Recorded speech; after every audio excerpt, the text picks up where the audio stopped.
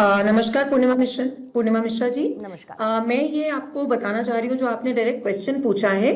देखिए, history through it's lens, history को लेकर कि हमारे इतिहास क्या रहा है, हमारा सब कुछ कैसा रहा है, जब मैं एक प्रोफेसर की तरह भी बात करती हूँ, there are always different perspectives. इसके ऊपर भी बहुत सारी डिबेट चलती है कि क्या हम पढ़ाते थे, हमें क्या पढ़ाना चाहिए था, कौन सी हिस्ट्री पढ़ाई गई थी, कौन सी हिस्ट्री छुपाई गई थी, और मुगल्स के बारे में इतना क्यों ग्लैमराइज हर चीज करके बताई गई थी।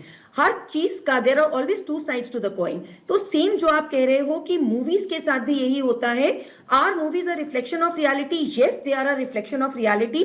जिंदगी में, असल जिंदगी में जो होता है, देखिए आपने पूछा कि क्या आईएसआई लिंक एस्टैब्लिश हुआ था या नहीं हुआ था। आईएसआई लिंक एस्टैब्लिश क्यों नहीं हुआ था, वो आप और हम और पूरी दुनिया जानती है कि जब उनका खुलेआम वहां पे असैसिनेशन हुआ दोनों भाइयों का, तो उसके बाद उस केस की पूरी रुख ही बदल गई, और इस बात पे ज्यादा चर्चा होने लगी और इस बात पे तहकीकात बढ़ गई कि क्या ये कैसे हुआ और क्यों हुआ, और वो तीनों जिन्होंने मारा वो आज भी जेल में है। तो आईएसआई लिंक्स को लेके, क्योंकि पुलिस कन्विक्शन में कोर्ट उसको एडमिसिबल नहीं मानता है, इसके चलते उसको प्रूफ नहीं कर पाए। लेकिन ये तो खुद बंदे ने खुद कमिट किया है और बार बार बोला है कि चाहे वो सूरजपाल मर्डर हो, जब उनकी अपनी बीवी, सूरजपाल की बीवी समाजवादी पार्टी में रहते हुए उसके बाद उनको एक्सपेल कर दिया गया, पूजा पाल तक ने उस बात की सराहना की है कि हाँ, उनका अगर मर्डर हुआ और खुलेआम मर्डर हुआ, तो वो बंदा खुद उस बात को मान रहा है कि मेरे आईएसआई से कनेक्शन थे, मेरे को सारी गोला बरामद वहीं से मैं सारी लेता था, उसी के चलते मैं अपनी गैंगस्टर रॉबरी इन सबको आगे बढ़ाता था।